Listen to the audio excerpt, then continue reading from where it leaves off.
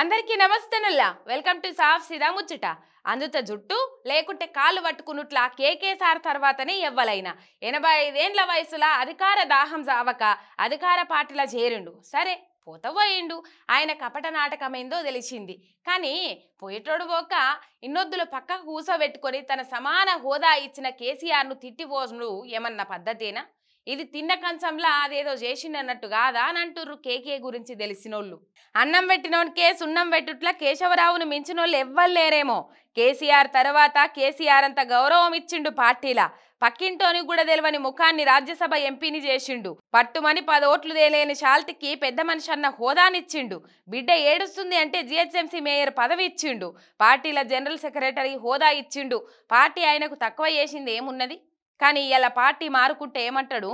కేసీఆర్ మాట నిలబెట్టుకోలేదు. తెలంగాణ ఇచ్చిన తర్వాత అప్పటి బీఆర్ఎస్ను కాంగ్రెస్లో విలీనం చేస్తామని చెప్పిన కేసీఆర్ ఆ మాటకు కట్టుబడి ఉండకపోవడం వల్లే తాను బయటకు వచ్చినా అని తాజాగా బీఆర్ఎస్ నుంచి బయటకు వచ్చిన కురువృద్ధ నాయకుడు. ఆహా, 10 ఏండ్లు పవర్లున్నాక తెలిసిందా తమరికి ముచ్చట? మరి 10 ఏండ్లు ఏం బీకిండ్రు సారు తమరు?